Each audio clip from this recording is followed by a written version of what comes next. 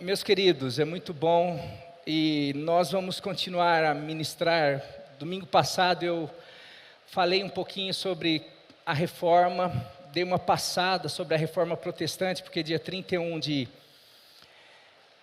outubro, né, foi segunda-feira retrasada, nós completamos 505 anos da reforma.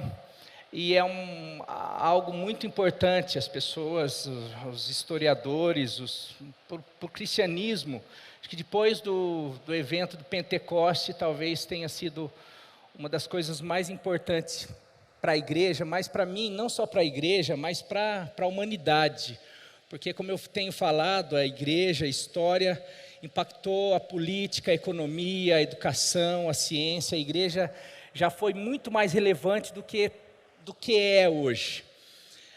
Essa reforma trouxe muitos benefícios para além da igreja, mas a igreja é o berço desse benefício.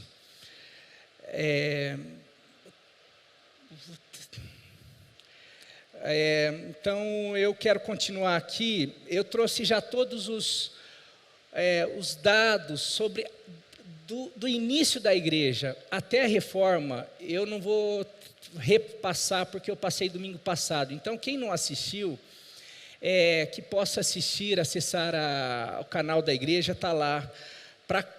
Eu fui até para onde culminou, por que culminou na reforma, o que tinha acontecido, qual era a ordem de Jesus, como surgiu, como nasceu a igreja, e para onde a igreja foi para que culminasse na reforma, que pudesse estar incomodando tanto alguns reformadores e culminasse naquele dia lá que Martinho Lutero pregou as suas 95 teses. Mas hoje, e daí eu cheguei nas 5 solas, que é o resumo, né? O resumo das 95 teses e daquilo que os reformadores entenderam que a igreja tinha se afastado e era como se fosse uma defesa da fé, do retorno para as Escrituras, o retorno das Escrituras, como a igreja tinha se afastado das Escrituras e era um absurdo o que a igreja estava fazendo. Então hoje eu quero colocar o tema, o resumo da reforma em 5 afirmações, as 5 solas, que é a palavra em latim, solas, que significa somente ou só. As 5 solas. Primeira, sola escritura, que significa somente a escritura. Segundo, solus Christus, somente Cristo. Terceiro, sola gratia, somente a graça. Quarto, sola fide, somente a fé. E quinto, soli deo glória, somente a Deus a glória, glória somente a Deus.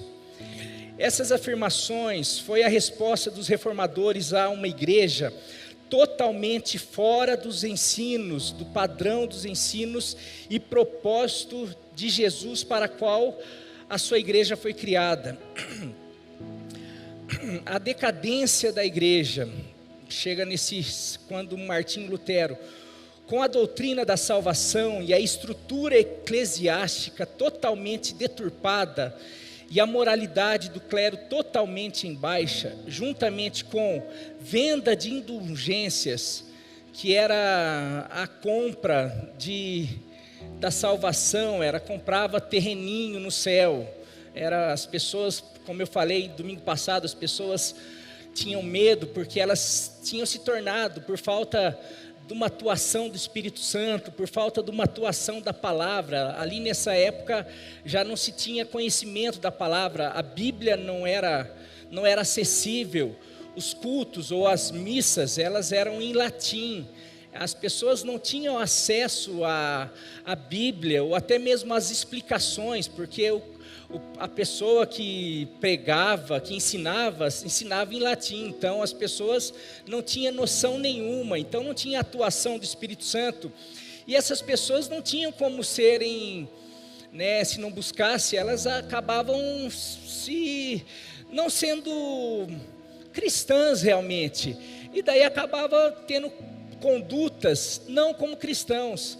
Mas não se preocupa, tinha solução. Se você era um imoral, ou você tinha uma vida fora da igreja, ou você pecava, você tinha suas amantes, mas se você tem recurso, se você tem dinheiro, você pode comprar a tua salvação, você pode, porque nisso a gente pode pegar o teu dinheiro e construir os nossos impérios, as nossas basílicas, e assim por diante. Então, venda de indulgências, compra de carta autorizada pelo Papa que garantia a salvação dos crentes, era comum compra de cargos sacerdotais. A igreja tinha se perdido de uma maneira que todos ali em volta, isso daí se arrastou por séculos, e isso trazia incômodo para muitas pessoas. Só que ninguém tinha como lutar, porque nesse momento, nesse tempo, a igreja era a autoridade máxima, inclusive sobre os reis. O Papa, ele tinha domínio sobre os reis, eles que constituíam ou destituíam os reis. A igreja era a autoridade máxima.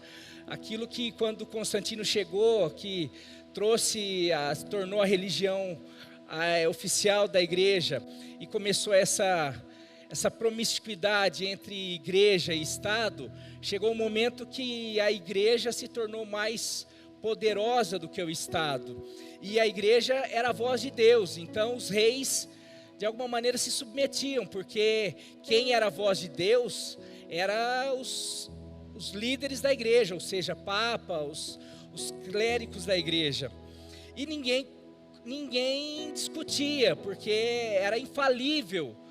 A voz ou a palavra do Papa não podia se discutir. Então, por mais que tinha erros e as pessoas percebiam, ninguém tinha acesso à verdade, à Bíblia. As missas eram em latim, como eu falei, mas todos tinham que se submeter, pois a igreja, ou o Papa, ou os sacerdotes eram infalíveis e detinham a verdade. Ninguém podia discordar, todos tinham que se submeter.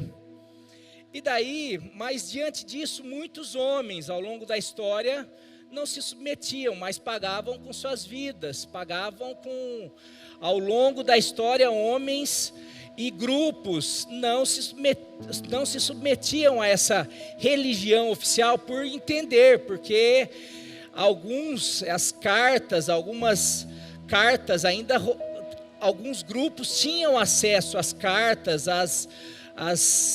ao cânon, e percebia que estava indo errado, mas não tinha como lutar.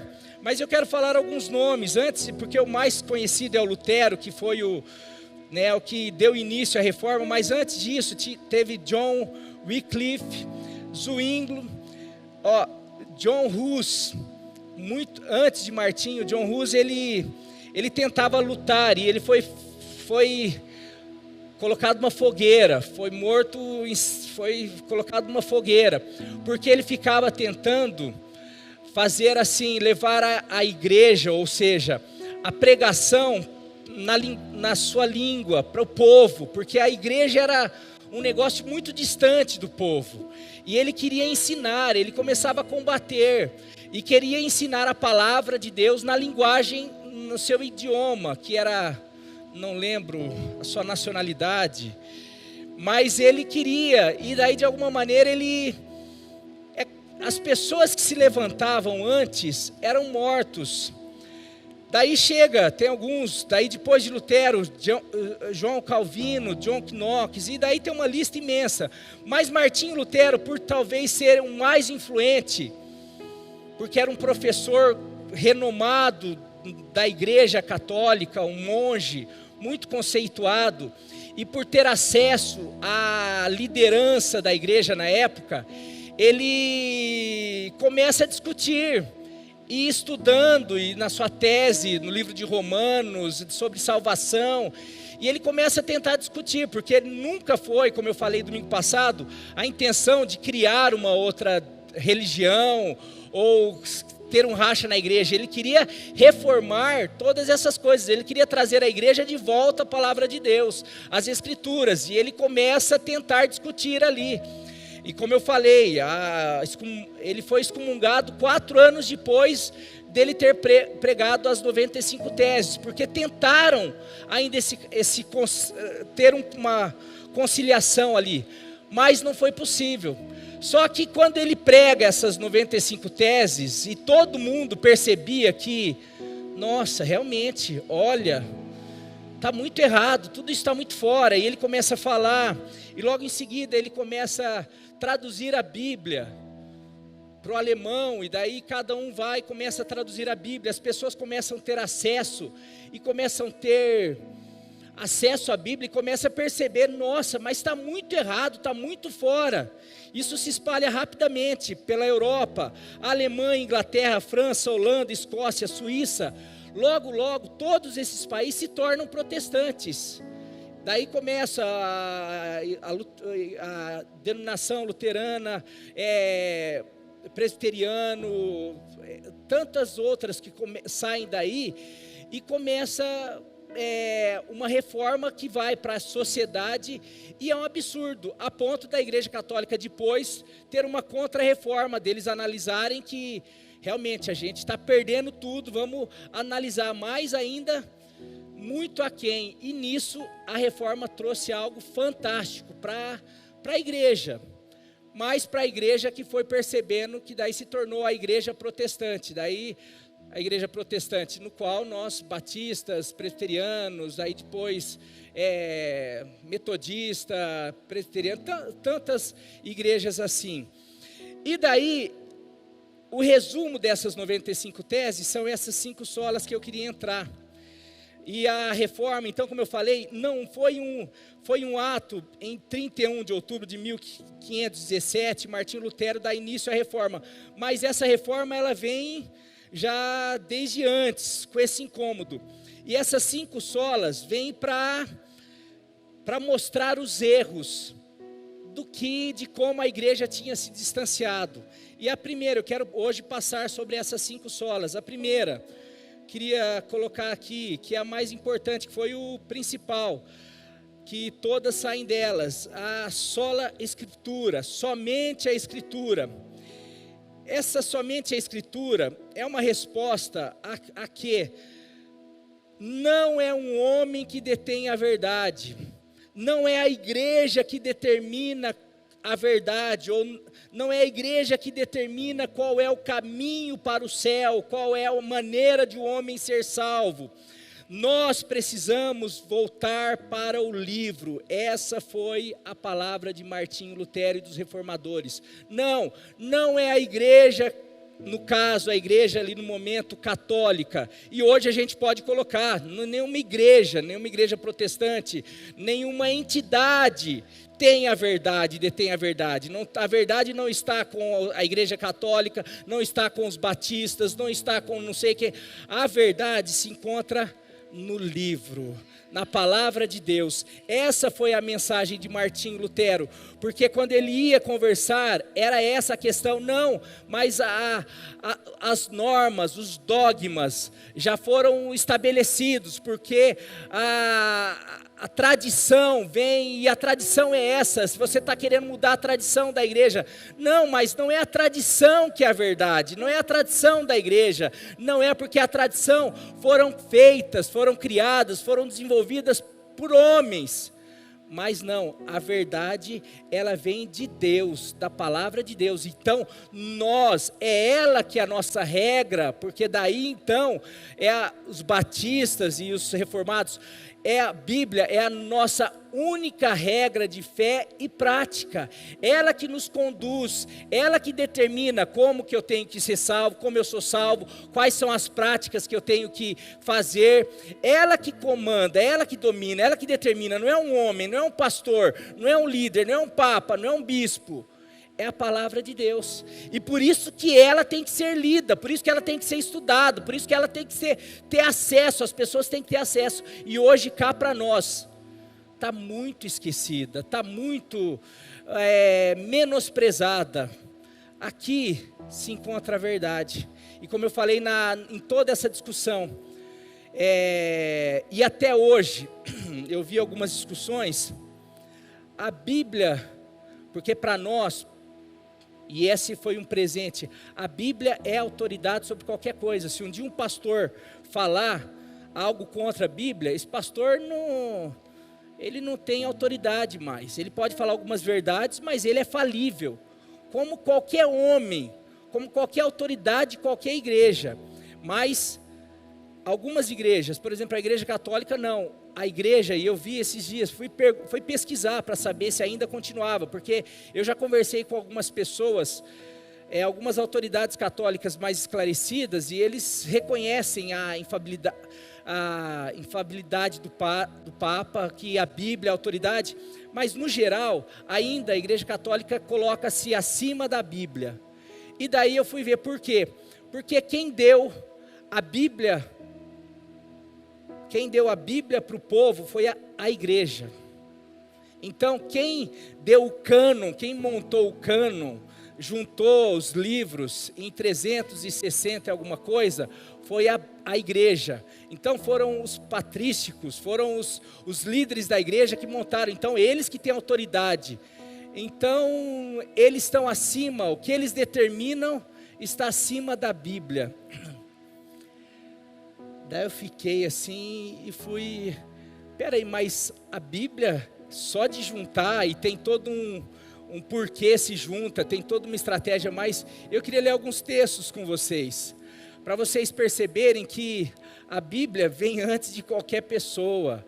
O livro, a verdade, ela é inspirada por Deus, não é por homens, não é um homem, não é uma igreja, não são líderes que fazem isso daí. A Bíblia vem antes da igreja, e na verdade ela que ensina como que a igreja deve agir, como deve formar e assim por diante.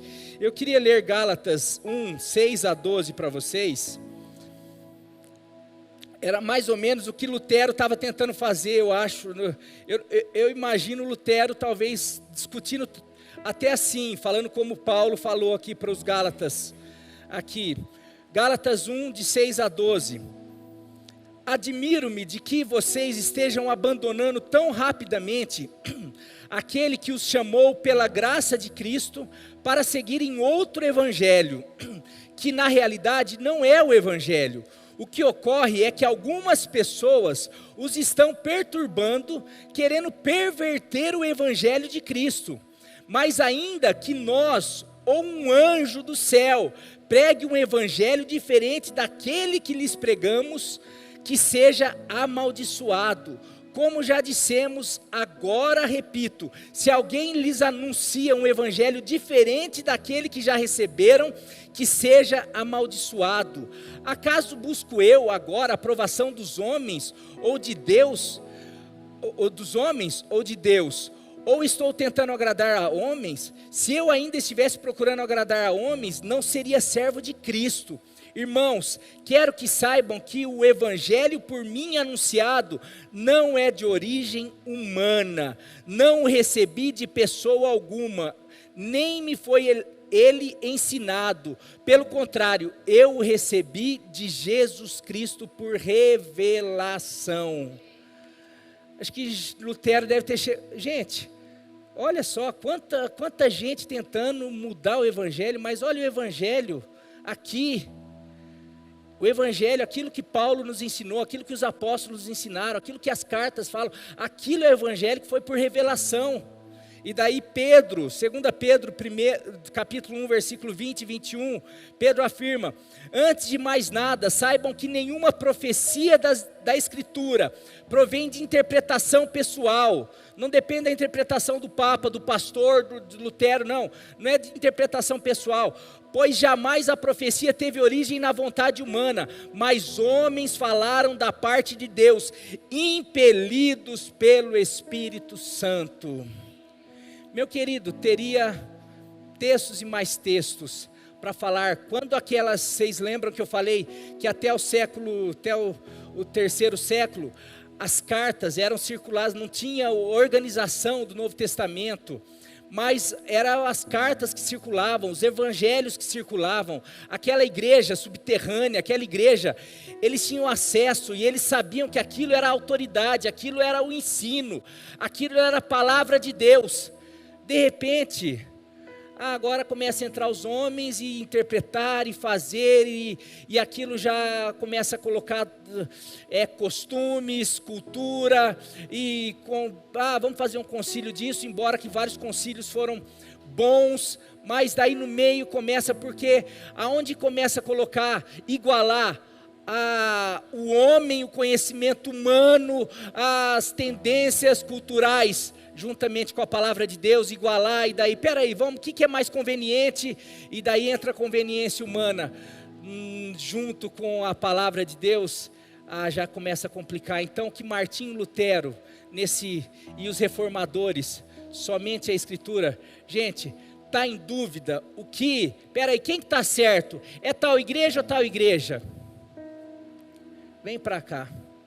Quem que está certo? É fulano ou ciclano? Não, vai para a palavra de Deus. A palavra de Deus, ela é a verdade, porque ela é o verbo vivo. Ela não só contém a verdade, mas ela é a verdade de Deus. Ela foi inspirada por Deus para trazer, para ensinar, para nos corrigir, para nos orientar, para trazer felicidade, para conduzir o homem à salvação, em nome de Jesus. Nós precisamos voltar. Agora, quando eu falo que essa reforma precisa continuar, porque quantas igrejas têm abandonado a palavra de Deus? Agora, a palavra de Deus também, ela precisa ter algo fundamental, que é o Espírito Santo. Porque você pega lá os estudiosos, os fariseus, os saduceus, os escribas, você pega os doutores da lei, quando o próprio Jesus ensinava os discípulos, fala assim, olha, tem coisas que eles não conseguiam entender, e Jesus tentava falar assim, olha, Senhor, graças te dou. O próprio Jesus tentando combater, ensinar, explicar que Ele era a promessa, que Ele era enviado, Ele era o Filho de Deus, e Ele falava assim, olha, as Escrituras falam de mim, vocês estudam tão minuciosamente, mas vocês não têm a revelação. E daí Ele fala, Pai, graças te dou, porque o Senhor ocultaste essas coisas, desses entendidos, mas revelastes a esses pequeninos. Existe a revelação. Pedro, no seu primeiro sermão, ele fala um negócio, que ele lê um salmo, que toda a cultura da época, todos os doutores da lei, todos os escribas, eles liam um salmo, achando que se tratava sobre Davi, se era uma referência a Davi, mas porque recebe o Espírito Santo de repente abre a mente. Não adianta nós lermos, eu já vi, quantas vezes você deve ter visto, o pessoal mais velho, via Jô Soares falar sobre a Bíblia, quantas pessoas intelectuais nós vemos falar sobre a Bíblia, mas a Bíblia sem a revelação do Espírito Santo, a pessoa não consegue, o Espírito Santo faz isso com a gente, porque quem convence é o Espírito Santo, não basta só argumento, não basta só, por isso que nós precisamos ler a Bíblia, voltar para a Bíblia, mas nós precisamos falar, Espírito Santo de Deus, me ajuda, porque é o Senhor que pode revelar, é o Senhor, porque eu preciso de revelação, porque a letra por si só, ela é morta, o católico tem, o evangélico tem, a igreja tem, todo mundo tem, mas nós precisamos do Espírito Santo para nos revelar uma palavra e nos convencer, porque senão vai ter discussões e mais discussões, vai ter conhecimento, mais conhecimento, mas não vai ter transformação, porque transformação é algo que a palavra de Deus age, mas juntamente com o Espírito Santo. Amém, meus queridos? Segundo, solos Cristos, somente Cristo. A resposta disso não é necessário purgatório. Vocês lembram da escalada que eu fiz semana passada? Não é necessário purgatório, não é necessário outros intermediários, intercessores. A igreja foi inventando muitos aparatos, muitas coisas. A resposta do Solos Christus é: Cristo é suficiente, suficientemente, Ele é o centro de todo o Evangelho. A Bíblia toda, o livro todo fala sobre Jesus Cristo. Ele é o centro de todas as coisas. Colossenses 1, de 15 a 23, vai falar algo maravilhoso, é um texto lindo sobre Jesus. Ele é a imagem do Deus invisível, o primogênito de toda a criação, pois nele foram criadas todas as coisas nos céus e na terra, as visíveis e as invisíveis, sejam tronos ou soberanias, poderes ou autoridades, todas as coisas foram criadas por Ele e para Ele. Ele é antes de todas as coisas e nele tudo subsiste. Ele é a cabeça do corpo, que é a igreja, é o princípio e o primogênito dentre os mortos, para quem tudo tenha a supremacia, pois foi do agrado de Deus que nele habitasse toda a plenitude, e por meio dele reconciliasse consigo todas as coisas, tanto as que estão na terra quanto as que estão no céu, estabelecendo a paz pelo seu sangue derramado na cruz. Jesus é suficiente, o sacrifício dele é suficiente, o sangue dele é suficiente.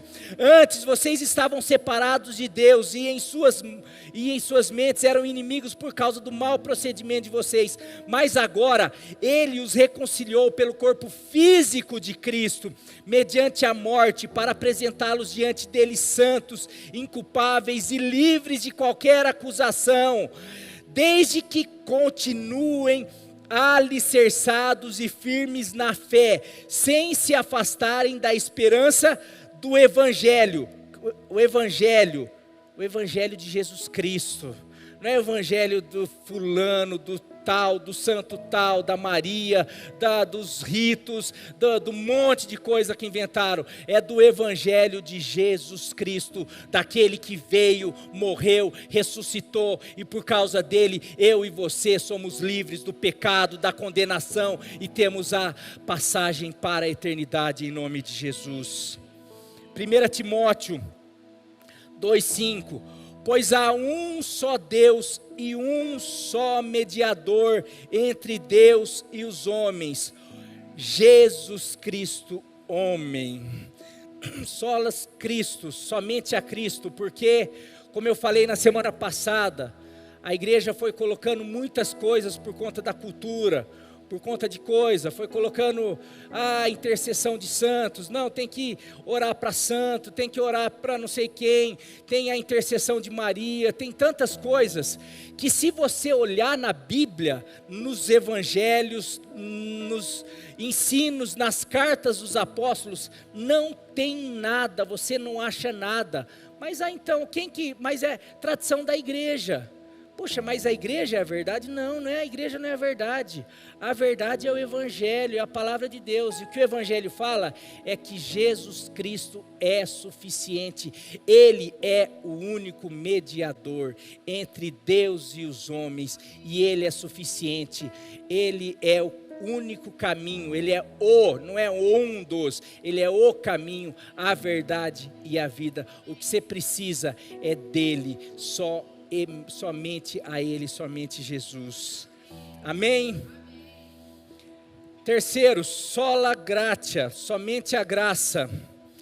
Um está interligado, tem aqui a graça, a fé, e Jesus é quase interligado, mas aqui é uma resposta, essa terceira, somente a graça, é uma resposta que não é por mérito humano. Não há nada que o homem possa fazer ou pagar para ser salvo. Você não é salvo porque você paga a indulgência, você não é salvo porque você dá o dízimo, você não é salvo porque você bate nas costas, você não é salvo porque você faz isso ou faz aquilo, ou faz campanha de jejum, você não é salvo porque você vai na missa, você não é salvo porque você vai na igreja, você não é salvo por nada que você faz, você não é salvo porque você dá esmola, você não é salvo porque você é bonzinho, não. A salvação é um presente, é uma dádiva de Deus para o homem que não merece nada, porque o homem é pecador, mas Deus, na sua infinita misericórdia, no seu amor, Deus amou o mundo de tal maneira que deu seu Filho unigênito, para que todo aquele que nele crê não pereça, mas tenha vida eterna. É um presente. Efésios 2, 8, 9 diz: pois vocês são salvos pela graça, por meio da fé, e isso não vem de vocês, é um dom de Deus. Vou repetir, pois vocês, marquem esses textos, Efésios 2, 8 e 9, pois vocês são salvos pela graça, por meio da fé, e isso não vem de vocês, é um dom de Deus, é um presente de Deus, não por obras, para que ninguém se glorie, para que você, sabe por que eu sou salvo? Porque eu vou na igreja. Sabe por que eu sou salvo? Porque eu tenho dinheiro. Sabe por que eu sou salvo? Porque eu sou bonzinho. Sabe por que eu sou salvo? Porque eu oro mais do que o outro. Sabe por que eu sou salvo? Não, você é salvo porque Deus é bom, porque Deus é maravilhoso, porque Deus é gracioso, porque Deus, Ele é amor, Ele é misericordioso, por isso que você é salvo, porque se dependesse do ser, de mim, nós estaríamos todos perdidos. Se não fosse a misericórdia do Senhor se renovar todas as manhãs, nós já estaríamos consumidos todos os dias. Romanos 3, 21 e 24, meus queridos, teria uma batelada de textos aqui, mas eu não tenho tempo, então estou lendo alguns, tá? Depois talvez posso colocar vários textos aí no grupo da igreja, para aqueles que se interessarem. Tem muitos textos, essa questão da graça, da fé é maravilhosa para estudarmos. Romanos 3, 21 e 24 diz o seguinte: mas agora se manifestou uma justiça que provém de Deus, independente da lei, da qual testemunham a lei e os profetas, justiça de Deus mediante a fé em Jesus Cristo, para todos os que creem.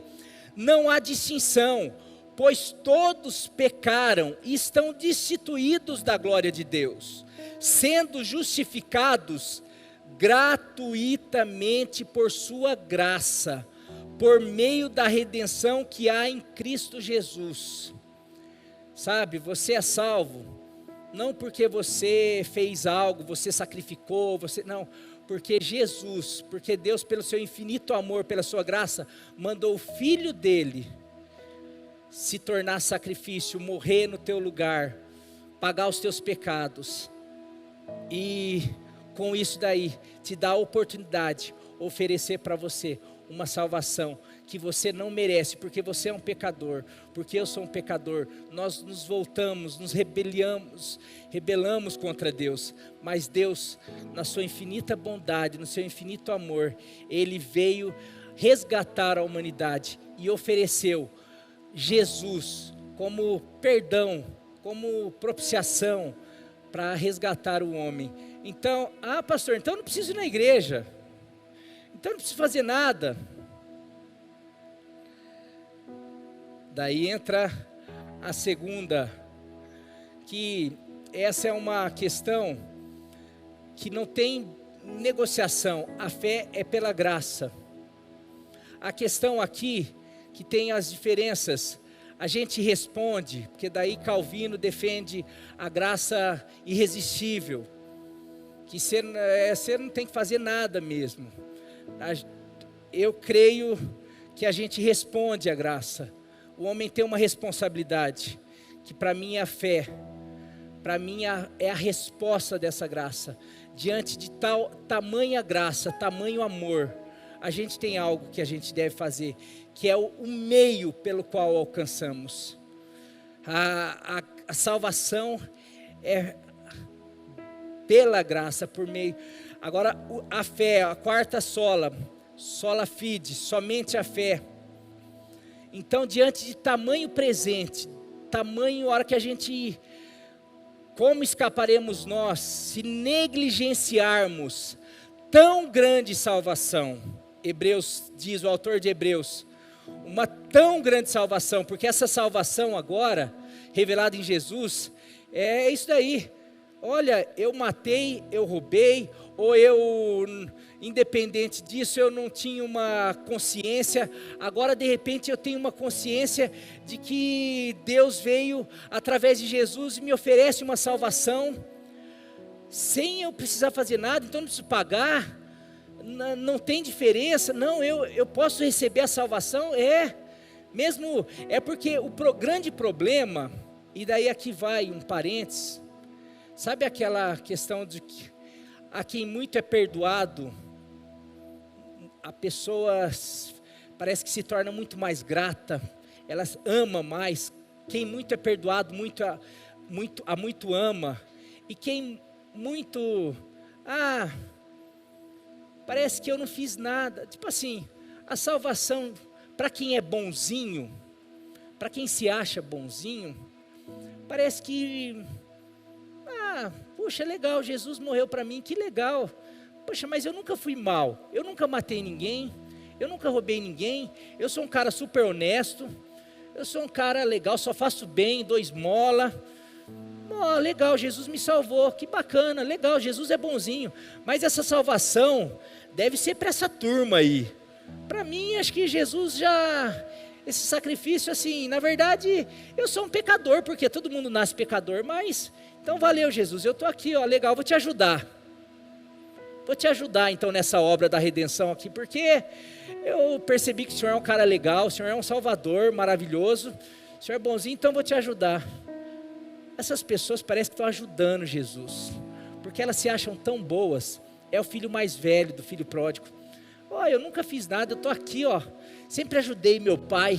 Agora, olha lá, agora essas pessoas que, sabe, quem experimenta a salvação, você já andou de navio, você já foi num cruzeiro, você já deve ter experimentado, já viu aquelas, eu nunca andei, mas eu já assisti muito filme, eu gosto de assistir filme de cruzeiro, um dia talvez, não sei, embora já tive mais vontade de fazer cruzeiro, hoje não tem muito não, mas daí você vê aquelas boias, você vê aqueles barcos às vezes, de naufrágio, se acontecer algum naufrágio, essas pessoas têm noção de como seria um salvamento, mas uma pessoa que já um dia experimentou, sabe como que é a importância de uma boia, a importância de um barco salva-vida, depois de 2, 3 dias em alto mar, uma pessoa dessa vai ter a noção do que é ser salvo. Por isso que às vezes uma pessoa que já teve uma vida desgraçada, já experimentou coisas terríveis, e de repente experimenta essa graça, fala: Senhor, eu já fiz isso, eu já fiz algumas coisas erradas, e mesmo assim o Senhor me perdoa, porque eu não mereço. Essa pessoa, quando crê nessa salvação, nessa tão grande salvação, ele se sente tão constrangido, ele se sente devedor, ele fala assim: cara, eu preciso fazer alguma coisa. Daí você entende Paulo, que perseguia, ele fala: eu nem merecia ser chamado apóstolo, porque eu perseguia a igreja, mas também, olha o que Paulo se tornou, ele queria fazer algo por aquilo, a graça de Deus, não foi a graça de Deus, mas a resposta dele a isso é a compreensão dessa tão grande salvação. Sabe, eu percebo que falta muito isso, porque se fala muito sobre a graça, sobre essa tão grande salvação, sobre fé, mas as pessoas que compreendem a graça e respondem com a fé, vão entender que não é porque eu não matei, eu não roubei, mas eu também era um condenado como aquele outro. Eu era merecedor do mesmo destino daquele outro, porque se eu não me acho merecedor do mesmo destino do outro, então eu estou diminuindo a graça, então eu estou sendo, essa graça é para aquele, para mim é quase um favor, é quase favor não, é quase, eu tenho um mérito nisso. O que eu estou querendo dizer com isso? Que muitos, aí está a diferença muitas vezes, para mim a falta de resposta, Porque quando nós entendemos como escaparemos nós se negligenciarmos tão grande salvação, não interessa se eu matei, se eu roubei, se eu sou o pior das pessoas, porque eu sou pecador, eu tinha um destino, eu estava condenado, e o fato de Deus ter enviado Jesus, ter proporcionado uma tão grande salvação, sem, o Marinho vai aceitar, o Marinho não vai aceitar, o bandido vai aceitar, não vai aceitar, o fulano não, ele proporcionou, ele enviou seu filho, e se fez sacrifício e morreu no meu lugar. Não vou, eu não quero esperar se o Marinho vai aceitar, se o Marinho vai ser bonzinho, se o outro vai ser bonzinho, eu vou entregar, eu vou dar, eu vou proporcionar isso para ele. Isso tem que me constranger, e quando me constrange, eu quero entregar minha vida para ele, e eu quero começar a segui-lo. Isso é resposta, isso é fé, eu creio nisso, e essa é a diferença. Eu não preciso pagar, eu não preciso fazer. Olha só, João 6, 28 e 29, perguntaram para Jesus, então lhe perguntaram, o que precisamos fazer para realizar as obras que Deus requer? O que precisamos fazer para agradar a Deus? Falando para Jesus, as pessoas provando Jesus. Jesus, o que teu pai quer então? O que Deus quer que a gente faça para ser agradável? Para a gente ser merecedor? Porque o ser humano ele gosta de merecer, ele gosta de fazer algo para sair bem na foto, se destacar. O judeu gostava disso. E hoje muitas igrejas, muitos cristãos gostam disso. O que a gente precisa fazer para agradar a Deus? Jesus respondeu, a obra de Deus é esta, crer naquele que Ele enviou. A resposta é simples, crer em Jesus, crer em mim, crer que na verdade vocês serão salvos ou são salvos por aquilo que eu estou fazendo ou vou fazer, não é por aquilo que vocês fazem. Vocês precisam crer em mim, é pela fé, é tão somente vocês crerem em Jesus, ou que Jesus veio, morreu, ressuscitou, e por meio desse sacrifício, eu e você, e a humanidade, todos aqueles que creem nisso, já estão salvos, já passam da morte para a vida. Marcos 16, 15 e 16, Jesus ensina os discípulos e disse-lhe, vão pelo mundo todo e preguem o evangelho a todas as pessoas. Quem crer e for batizado será salvo. Quem crer e for batizado será salvo. Quem crer em quê? Ou no quê? Ou em quê? Hein? Quem crer nos dogmas, quem crer num monte de coisa que as pessoas, as doutrinas, as igrejas colocam, não. Quem crer na pregação do Evangelho, e a pregação do Evangelho é que eu e você somos pecadores, nós precisamos da graça, dessa tão grande salvação, mas que Jesus nos amou tanto que Ele veio e morreu no meu e no teu lugar, e que por causa dessa morte, por causa do sangue dele, se nós crermos nisso, e nós confessarmos os nossos pecados, e reconhecer isso, Ele é fiel e justo para nos perdoar e nos tornar justos diante de Deus. Não é pelo que eu faço, é pelo que Ele fez. Eu creio no que Ele fez, automaticamente eu me torno justo, eu me torno apto a receber essa salvação. É assim, é simples assim. Eu preciso crer. E o problema do homem, que se você continuar em algumas passagens, até mesmo naquela que Jesus falou, respondeu, é só crer em mim. Daí os judeus perguntam, mas o que o senhor vai fazer para a gente acreditar no Senhor? Porque os antepassados, Moisés deu o pão do maná, os não sei quem faz isso. a gente precisa de mais. Ah, não, a gente precisa ver, a gente precisa ter alguma coisa, eu preciso ter uma estátua, eu preciso ter um pastor jogando óleo, a gente precisa ter coisas, a igreja precisa criar um monte de coisa, a gente hoje tem que ter, senão a gente... Não, a salvação é através da fé naquilo que Jesus veio fazer. Quando eu creio nisso, algo espiritual acontece e uma mudança interior acontece em mim.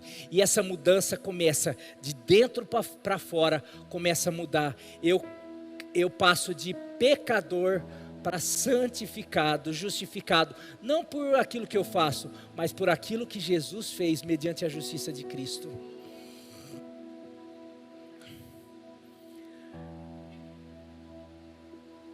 Romanos 1, 16 a 17, foi o texto que Lutero usou, que perturbou Lutero até ele colar as 95 teses. Paulo diz: não me envergonho do evangelho, porque é o poder de Deus para a salvação de todo aquele que... Não me envergonho do evangelho, porque é o poder de Deus para a salvação de todo aquele que crê. Não de todo aquele que faz isso, faz aquilo, de todo aquele que crê. Primeiro do judeu, depois do grego, porque no evangelho é revelada a justiça de Deus. Uma justiça que do princípio ao fim é pela... Vamos falar mais alto? Porque no evangelho é revelada a justiça de Deus, uma justiça que do princípio ao fim é pela... Como está escrito, o justo viverá pela fé. Meu querido, por isso que eu fiquei acho que uns 2 meses aqui falando sobre a importância da fé. E a fé em Jesus, a fé no evangelho. Não adianta a gente ficar só vendo, estudando, lendo, participando de culto, se eu não crer em Jesus, na sua palavra, no presente que Ele nos oferece, se eu não quiser prosseguir nisso, porque também, então pastor, não é, a salvação é isso, é simples, o resto é muita invenção. Agora tem um detalhe, essa é a entrada, essa é a porta é Jesus, a porta é a fé, nesse presente maravilhoso, nessa dádiva. Eu não preciso fazer nada. Não, você não precisa fazer nada. Você não precisa dar o dízimo, você não precisa ir na igreja, você não precisa orar, você não precisa ler a Bíblia, você não precisa fazer nada. É? Você não precisa ser bonzinho? Não, não precisa. Agora um detalhe. A fé não é um sentimento, uma sensação, a fé é algo concreto, que precisa ser demonstrado. Quando eu creio em Jesus, eu passo a acreditar nele. Eu creio que ele veio, eu creio que ele morreu, eu tenho que começar a acreditar nas suas palavras. E se eu creio nas suas palavras, eu quero ver o que ele tem para falar. Então é um processo, eu continuo seguindo ele. Agora a fé nos leva a viver uma vida semelhante àquele que nós cremos, aquele em quem nós cremos. Nós precisamos seguir os seus passos ou as suas obras. Então o inverso, não é que nós somos salvos pelas obras, nós somos salvos e passamos a praticar boas obras. Dá para entender? Não é pelo que eu faço que eu sou salvo. Não, você pode fazer e nunca ser salvo, porque você é salvo pela fé. Porque tem muita gente que faz e não crê. Faz porque é acostumado. Uma pessoa que é disciplinada faz. Uma pessoa que é acostumada a fazer o trabalho, serve no trabalho, é proativa, ela vem para a igreja e faz um monte de coisa, serve, mas no fundo não crê. Às vezes tem muita gente que trabalha na igreja aqui, né, em outras igrejas, mas não crê em Jesus, não é salvo. Porque não é a obra que determina se você é salvo ou não. É a fé em Jesus que determina que você é salvo. Agora, a fé em Jesus determina que você precisa começar a ter boas obras, praticar boas obras. 1 João 2,6 diz: aquele que afirma que permanece nele ou em Jesus, ou crê em Jesus, deve andar como ele andou. Nós precisamos, se eu creio em Jesus, se eu creio que ele veio, morreu, ressuscitou e me salvou, então tá bom, agora eu creio na palavra dele, eu creio que ele ensinou os apóstolos, eu creio nas cartas, eu creio na palavra, e eu quero aprender isso, e eu quero através dessa palavra, desse Espírito, começar a ter essa vida. E quando eu creio, essa fé e esse Espírito vai me conduzir a isso. Deu para entender? Deu para entender, meus queridos? E falando disso, nós falamos, a Nilva deu um recado sobre o batismo. E nós estamos vendo se teremos agora dia 11 de dezembro um batismo, ou se não só em fevereiro. Vai depender da demanda, porque depois de pandemia nós tivemos um pouco no final, acho que o ano passado. Esse ano nós não tivemos porque paramos as células é um meio das pessoas que vinham.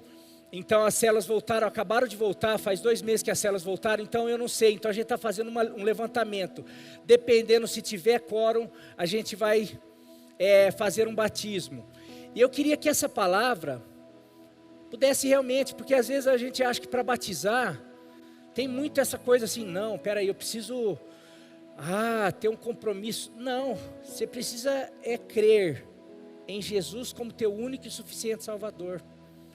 Você crê que Ele, de alguma maneira, realmente, não, mas eu creio que Ele é suficiente, eu creio na palavra de Deus, e nós vamos ter se você se interessar e quiser, nós vamos ter um encontro aqui, para falar, explicar bem, e daí você pode, depois desse encontro, talvez até, não, eu ainda não estou preparado, mas embora que teve uma passagem etíope, ali, Filipe, lendo uma passagem com ele já sente a presença de Deus, porque é assim simples o Evangelho. Eu creio em Jesus, eu creio que Ele é o meu Senhor, que é o meu Salvador. Não tem um monte de outras coisas. Com o tempo, o próprio Espírito, que quando você aceita Jesus, quando você recebe, quando você crê nele, o Espírito vem habitar em você, e ele começa a te levar a praticar essas obras, ele vai te conduzir a isso daí. Isso é um processo. Se esperar ser perfeito, você não vai batizar nunca, porque é perfeito só lá no céu. O Espírito vai continuar nos trabalhando através da palavra dele, assim por diante. Então, eu queria aqueles que de alguma maneira entenderam que o que salva, o que nos leva para o caminho, não é a igreja, não são ritos. Aqui a gente faz, aqui a gente canta, a gente adora, porque é um reconhecimento. A gente faz jejum, porque daí tem todas, mas isso não tem nada a ver com salvação. Isso tem a ver com santificação, tem a ver com dedicação, com consagração, com coisas que você vai percebendo, você vai amando. Cada vez que você vai conhecendo Jesus, você vai se entregando mais. Mas salvação é exclusivamente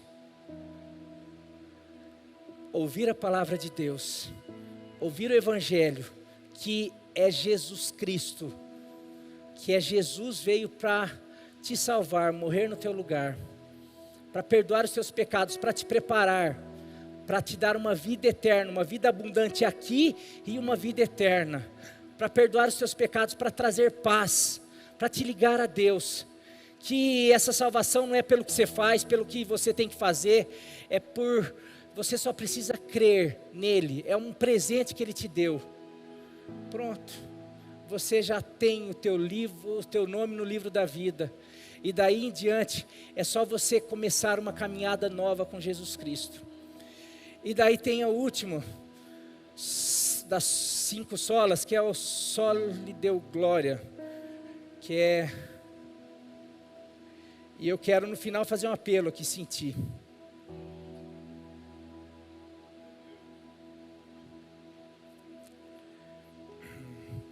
Só lhe deu glória, somente a Deus a glória.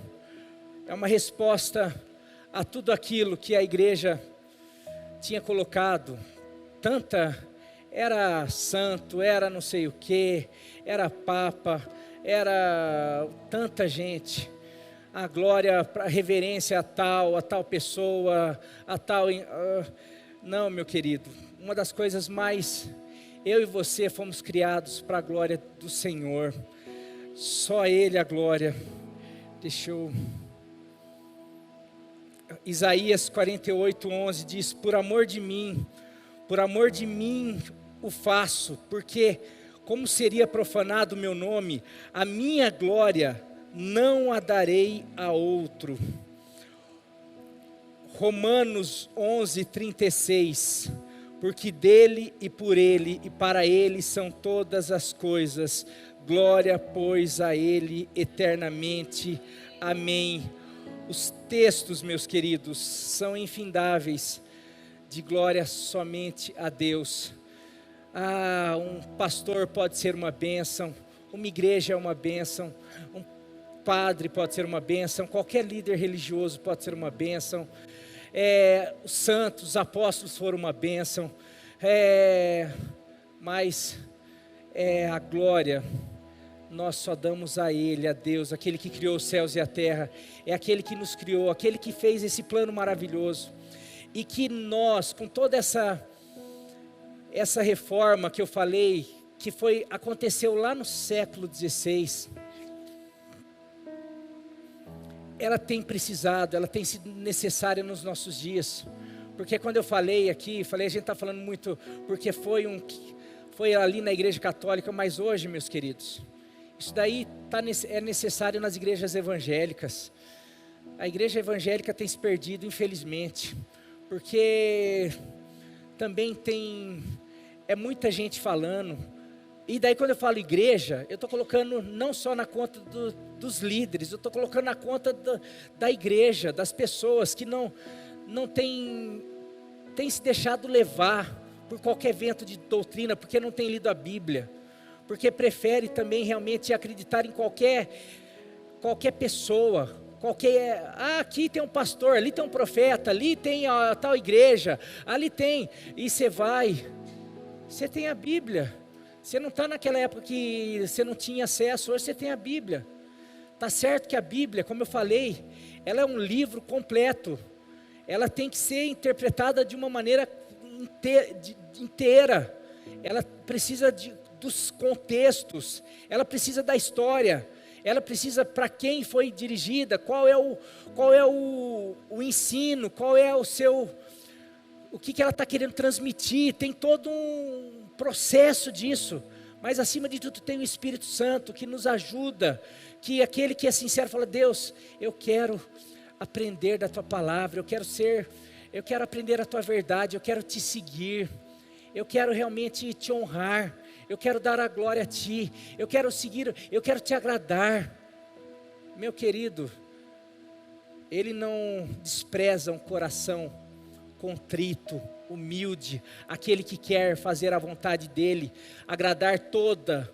Ele fala, Davi estava escondidinho lá, mas ele fala: achei Davi, um coração que quer fazer toda a minha vontade. Você quer fazer toda a vontade de Deus? Então Deus vai se revelar a você através da palavra dEle. Mas você quer fazer toda a vontade dEle, mas você não, eu quero fazer toda a vontade dEle, mas eu quero que alguém venha aqui e ore por mim, que me ensine, que faça tudo por mim, que leia a Bíblia por mim, eu não dou um passo.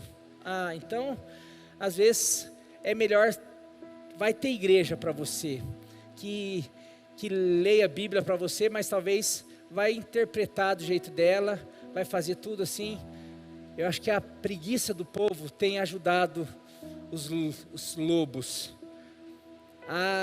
o desinteresse das pessoas sobre a verdade tem ajudado a mentira a desenvolver.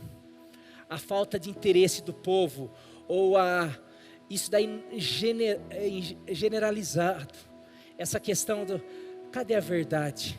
Deus, eu quero buscar a Tua verdade, e a gente tem sido levado, infelizmente, inclusive a igreja, Por isso que nós estamos precisando de uma reforma, para que a gente possa se voltar para a palavra de Deus, como única regra de fé e prática, que a gente possa voltar para Jesus, para que Ele possa realmente fazer